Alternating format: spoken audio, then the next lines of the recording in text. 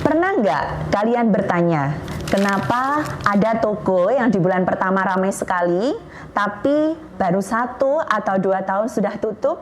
Atau kalian lihat warung di pinggir jalan yang sudah 10 tahun berdiri, tapi kondisinya begitu-begitu saja, tidak ada perkembangan.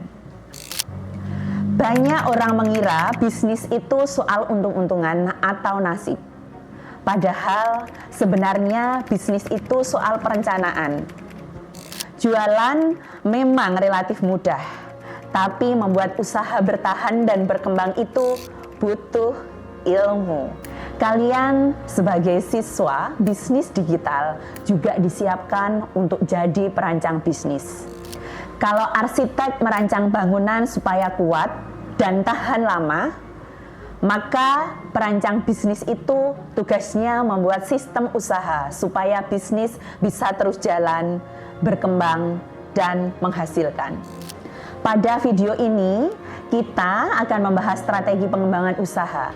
Setelah menonton video ini, harapannya kalian mampu melakukan 3 hal penting.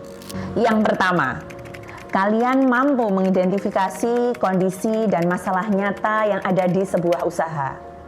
Yang kedua, kalian mampu menganalisis peluang dan kelemahan usaha menggunakan metode SWOT.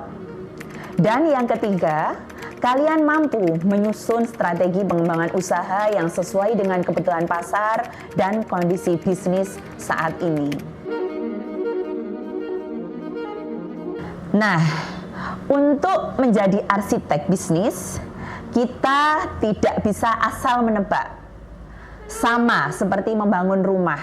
Sebelum bikin lantai 2, kita harus pastikan dulu fondasinya kuat. Di bisnis, mengecek kondisi usaha ini disebut diagnosa. Alat diagnosa yang akan kita gunakan namanya SWOT. Saat kalian turun mengamati sebuah usaha atau UMKM, jangan cuma lihat produknya apa. Gunakan 4 kacamata ini untuk melihat lebih dalam. 1. Strength, artinya kekuatan. Apa yang membuat pelangganmu mau datang dan beli? Apakah rasanya enak, harganya pas, atau pelayanannya ramah? Kedua, weaknesses, artinya kelemahan. Di bagian mana usaha ini sering bermasalah? Misalnya, kemasan mudah rusak, atau admin chat yang lama membalas. Yang ketiga, opportunities, artinya peluang. Sekarang kita lihat keluar usaha. Tren apa yang sedang naik? Apakah orang lebih suka belanja lewat live atau bayar non tunai seperti kris? Yang keempat, threats, artinya ancaman. Apa yang bisa menghambat atau bahkan menghentikan usaha ini? Misalnya, muncul pesaing besar atau aturan baru dari marketplace. Analisis SWOT bukan sekedar mengisi 4 kotak.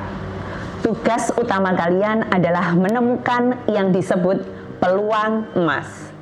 Peluang emas itu adalah titik temu antara 2 kekuatan yang dimiliki usaha dengan peluang yang ada di luar. Kalau kalian sudah menemukan titik temu itu, disitulah celah terbaik untuk mengembangkan usaha agar usaha bisa tumbuh dan lebih besar. Setelah kalian menemukan peluang emas, pertanyaan berikutnya adalah strategi apa yang akan digunakan untuk mengembangkan usaha. Dalam pengembangan usaha, ada 4 strategi yang utama yang bisa dipilih agar bisnis bisa tumbuh. Tidak perlu menggunakan semuanya. Pilih 1 strategi yang paling sesuai dengan kondisi usaha berdasarkan hasil analisis SWOT kalian. Strategi pertama adalah penetrasi pasar. Pada strategi ini, produk dan pasarnya tetap sama, tapi kalian ingin membuat pelanggan membeli lebih sering. Caranya bisa dengan memperkuat layanan, misalnya diskon pelanggan setia, sistem member, atau bonus pembelian. Tujuannya supaya pelanggan yang sudah ada tetap bertahan dan tidak pindah ke pesaing. Strategi kedua adalah pengembangan pasar. Strategi ini dilakukan apabila produknya sudah bagus, tapi jangkauan pasarnya masih terbatas. Kalau tadinya jualan hanya di sekitar sekolah atau rumah, sekarang saatnya memperluas pasar. Masuklah ke TikTok Shop, Shopee, GrabFood, atau platform digital lainnya untuk menjangkau pelanggan baru. Strategi ketiga adalah pengembangan produk. Ini adalah strategi inovasi. Ceritanya, pelanggan sudah ada dan setia, tapi mereka butuh sesuatu yang baru agar tidak bosan. Contohnya, isi produk tetap sama, tetapi kemasannya dibuat lebih menarik dan profesional.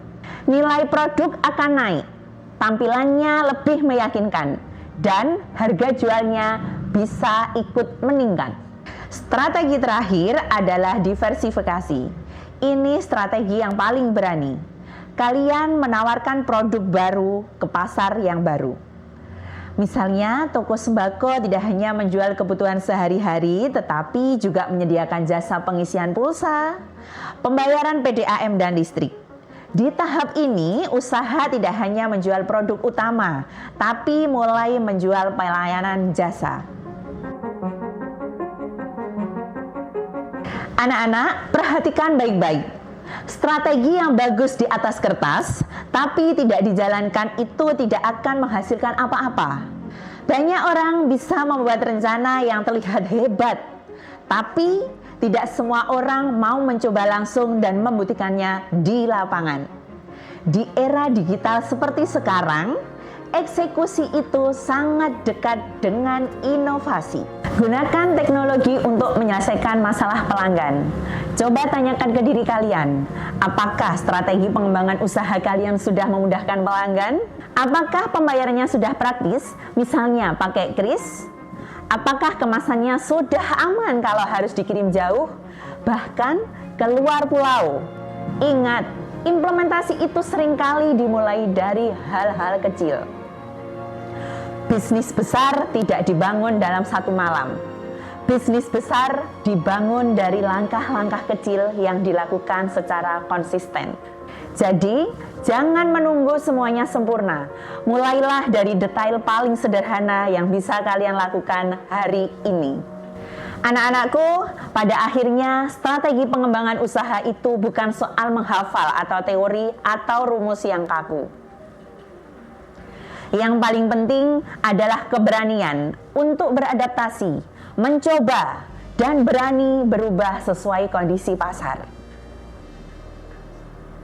Di jurusan bisnis digital, inilah tempat kalian melatih cara berpikir sebagai pelaku usaha, bukan hanya sebagai penonton.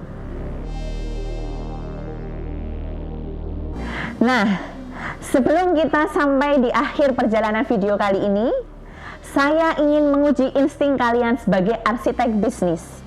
Apakah kalian sudah benar-benar paham jalur mana yang harus diambil untuk mengembangkan sebuah usaha? Pilihlah jawaban yang paling benar dari 5 soal kuis berikut ini. Pertanyaan pertama. Pertanyaan kedua. Pertanyaan ketiga. Pertanyaan keempat. Dan yang terakhir, pertanyaan kelima.